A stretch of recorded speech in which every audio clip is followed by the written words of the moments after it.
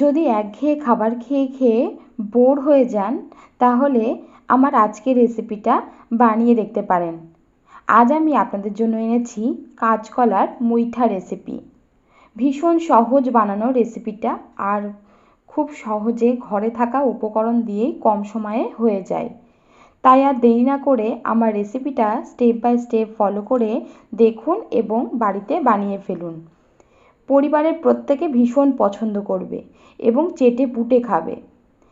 আর বন্ধু, আপনি যদি আমার চ্যানেলে আজকে নতুন হয়ে থাকেন, আপনাকে রিকোয়েস্ট করব আমার চ্যানেলটিকে সাবস্ক্রাইব করে বেল আইকনটাকে প্রেস করার জন্য এবং আমার রেসিপিটা দেখে ভালো লাগলে লাইক এবং শেয়ার করার জন্য। আর বন্ধু, আপনি যদি আমার এই রান্নাটা ফেসবুক পেজ থেকে দেখে থাকেন তাহলে আপনার কাছে অনুরোধ করব পেজটিকে ফলো করার জন্য। আসুন আজকে রেসিপি দেখে নেওয়া যাক। রান্নাটা করার জন্য আমি এখানে দুটো কাঁচকলা নিয়েছি এবং এখানে 1 কাপ বেসন নিয়েছি। যদিও আমার 1 কাপ বেসন হয়তো লাগবে না, তবু আমি নিয়ে রেখেছি। আমি কাঁচকলার বোটার দিকটা এবং নিচের দিকটা কেটে বাদ দিয়ে কাঁচকলাটাকে ভালো করে ধুয়ে খোসা সমেত এইভাবে একটা গ্রেটার দিয়ে ঘষে ঘষে এইভাবে গ্রেট করে নিলাম। দুটো কাঁচকলাই সমানভাবে গ্রেট করে নিয়েছি। আর কাঁচকলার মধ্যে যেহেতু প্রচুর পরিমাণে আয়রন থাকে, তার জন্য কাঁচকলাটা কিন্তু গ্রেট করার পর এরকম কালো দেখতে লাগছে। তাতে কিন্তু কোনো সমস্যা নেই, এই নিয়ে আপনাদের কিন্তু একদমই চিন্তা করতে হবে না।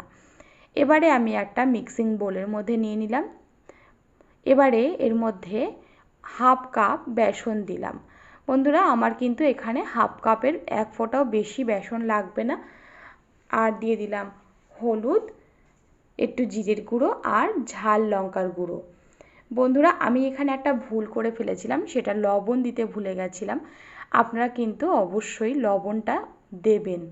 পরে অবশ্য রান্না করার সময় গ্রেভির মধ্যে আমি লবণের পরিমাণটা একটু বেশি দিয়েছিলাম, যার কারণে অ্যাডজাস্ট হয়ে গেছিলো। কিন্তু আপনারা কিন্তু অবশ্যই এই মিশ্রণটা যখন মাখবেন তখন লবণ দিয়ে দেবেন।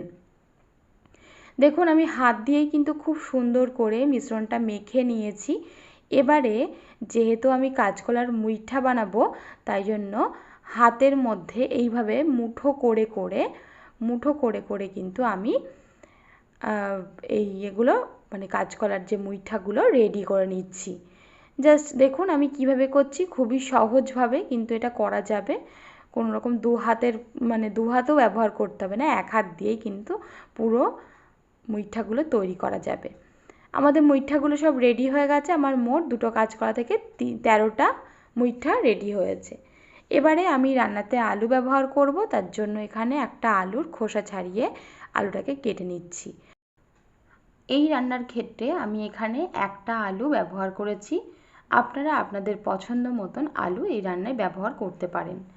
আলুগুলোকে কেটে নেওয়ার পর আমি এখানে একটা মশলার পেস্ট তৈরি করব। একটা বোলের মধ্যে নিয়ে নিয়েছি বড় চামচের 1.5 চামচ টক দই।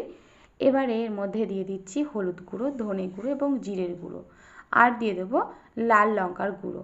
লাল লঙ্কার গুঁড়োটা একটু বেশি পরিমাণ দিলাম, আর বাদবাকি যে মশলাগুলো সেগুলো সব 1/2 চামচ করে রয়েছে। ভালো করে ফেটিয়ে নিতে হবে মশলাটাকে।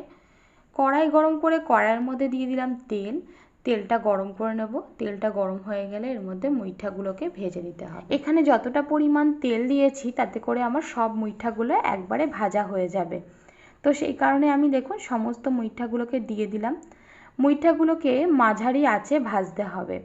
উল্টে পাল্টে বেশ সুন্দর গোল্ডেন ব্রাউন করে মুইঠাগুলোকে ভেজে নিচ্ছি।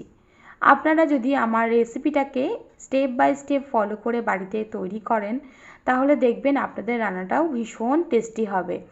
আর যারা খাবে তারা তো ভীষণ প্রশংসা করবে আপনার রান্নার। আর এটা যেহেতু নিরামিষ রান্না, এটা খুব সহজে নিরামিষের দিন আপনারা তৈরি করতে পারেন। যারা কাঁচকলা খেতে ভালোবাসে না তারাও দেখবেন চেটেপুটে খেয়ে নেবে, বুঝতেই পারবে না যে এটা একটা কাঁচকলার রান্না। এই তেলের মধ্যেই আলুগুলোকে ভেজে নিচ্ছি। আলুগুলোকে বেশ হালকা লাল লাল করে ভেজে নিতে হবে। দেখুন কালার এসে গেছে আলুর। আর এই সময় আমি আলুগুলোকে তুলে নিচ্ছি।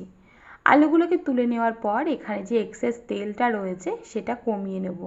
রান্না করতে আমার এতটা তেল একেবারেই প্রয়োজন নেই। আর যারা আমার রান্না ফলো করেন তারা তো জানেনই আমি খুবই অল্প তেলে সবসময় রান্না করে থাকি, তাতে করে কিন্তু রান্না ভীষণ হেলদি এবং টেস্টি হয়। খুবই অল্প পরিমাণ তেল রেখেছি। এবার এর মধ্যে ফোড়নের জন্য তেজপাতা, শুকনো লঙ্কা এবং গোটা গরম মশলা দিয়ে দিলাম। গোটা গরম মশলার মধ্যে রয়েছে এলাচ, লবঙ্গ এবং দারচিনি। দেওয়ার পর একটু হালকা ফ্রাই করে নেওয়ার পর দিয়ে দিচ্ছি মৌরি। হ্যাঁ বন্ধুরা, রান্নাতে আমি আজকে ফোড়নের জন্য মৌরি ব্যবহার করছি। এই মৌরি দিলে কিন্তু ভীষণ টেস্টি হয়, ভীষণ মানে অত্যন্ত টেস্টি হয় রান্না। এবারে দিয়ে দিচ্ছি টমেটো এবং কাঁচা লঙ্কা কুচি। এখানে একটা মাঝারি মাপের টমেটোকে দিয়েছি ছোটো ছোটো করে কেটে এবং কাঁচা লঙ্কা কুচি। একটু লবণ দিয়ে দিলাম। লবণ দিলে টমেটো খুব তাড়াতাড়ি নরম হয়ে যাবে, তার জন্য আমি এখানে সামান্য লবণ দিয়ে দিলাম। ভালো করে লবণটাকে টমেটোর মধ্যে মিশিয়ে দিয়ে এবারে আমি এটাকে 2 মিনিটের জন্য ঢাকা চাপা দিয়ে লো ফ্লেম করে রেখে দেব। তাতে করে টমেটোটা কিন্তু খুব সুন্দরভাবে সফট হয়ে যাবে। আমি 2 মিনিট বাদে ফিরে আসলাম, আপনাদেরকে দেখিয়ে দিচ্ছি। দেখুন টমেটো কিন্তু একদম সুন্দরভাবে সফট হয়ে গেছে। এবার এর মধ্যে দিয়ে দেব আদা। এখানে আমি 1 ইঞ্চি আদাকে গ্রেট করে নিয়েছিলাম, সেটাকে দিয়ে দিলাম। এবারে আদা দেওয়ার পর আদাটাকে লো ফ্লেমে ভালো করে ভাজতে হবে। অবশ্যই লো ফ্লেম করে ভাজবেন, না হলে কিন্তু আদাটা পুড়ে যাবে আর যার কারণে রান্নাটা খেতে কিন্তু একেবারেই বাজে হয়ে যাবে। এবারে দিয়ে দিলাম এর মধ্যে আগে থেকে তৈরি করে রাখা মশলার পেস্টটা। এই মশলার পেস্টটা দেওয়ার পর ভালো করে কষাতে হবে। আর বুঝতেই তো পাচ্ছেন কি সুন্দর তেল ভেসে উঠেছে। আর যেহেতু এখন এই মশলাটা দিলাম আর এর মধ্যে দই আছে, তাতে করে কিন্তু আরও অনেকটা তেল মশলার থেকে ছাড়বে, কারণ দইয়ের মধ্যে কিন্তু অনেকটা তেল থাকে। এবারে দিয়ে দিলাম আমি বাটি ধোয়া জল সামান্য। দেওয়ার পর ভালো করে এটাকে মাঝারি আঁচে কষিয়ে নিতে হবে। খুব ভালো করে মশলাটা কষে গেছে কখন বুঝবেন? যখন দেখবেন যে এই রকম ওপরে সুন্দর তেল ভেসে উঠেছে এবং কালারটাও খুব সুন্দর এসছে, তখনই বোঝা যাবে যে মশলাটা খুব সুন্দরভাবে কষানো হয়ে গেছে। এবারে এর মধ্যে আলুগুলোকে দিয়ে দিলাম। ভেজে রাখা আলুগুলোকে দেওয়ার পর খুব ভালো করে কষাতে হবে। আলুগুলো কিন্তু প্রায় 70% পর্যন্ত সেদ্ধ হয়ে গেছে কষাতে কষাতে। এখন একটু চিনি দিয়ে দিলাম, একটা 1 চামচ মতন চিনি দিলাম। যেহেতু এখানে টক দই এবং টমেটো রয়েছে, তার জন্য চিনিটা কিন্তু অবশ্যই দিতে হবে। গ্রেভির জন্য আমি এখানে ফুটন্ত গরম জল দিয়ে দিলাম। আমি কিছুক্ষণ ফুটিয়ে নিয়েছি, আলুগুলো কিন্তু খুব সুন্দরভাবে সেদ্ধ হয়ে গেছে। এখন দিয়ে দিচ্ছি এর মধ্যে মুইঠাগুলো দিয়ে দিলাম। আমি কিন্তু সেই প্রথমে লবণ ব্যবহার করেছি, আর এবারে এর মধ্যে লবণ দিতে হবে, তাই জন্য আমি একটু লবণ দিয়ে দিলাম। আর বললামই তো, মুইঠার মধ্যে যখন মিশ্রণটা তৈরি করেছি তখন আমি লবণ দিতে একেবারেই ভুলে গেছিলাম, তার জন্য কিন্তু একটু বেশি পরিমাণ লবণটা দিয়ে দিলাম। তারপর একটু ঘি আর ধনেপাতা কুচি ছড়িয়ে দিলাম। ব্যাস, রান্নাটা কিন্তু অলমোস্ট ডান। বন্ধুরা, আমার রেসিপিটা দেখে প্লিজ আপনারা বাড়িতে বানাবেন এবং লাইক ও শেয়ার করতে একদম ভুলবেন না। আপনি যদি নতুন হয়ে থাকেন আমার চ্যানেলে, তাহলে আপনার কাছে অনুরোধ করব চ্যানেলটিকে সাবস্ক্রাইব করে নিয়ে বেল আইকনটাকে প্রেস করার জন্য। আমি আবারও চলে আসবো আগামীকাল নতুন একটা রেসিপি নিয়ে। ধন্যবাদ।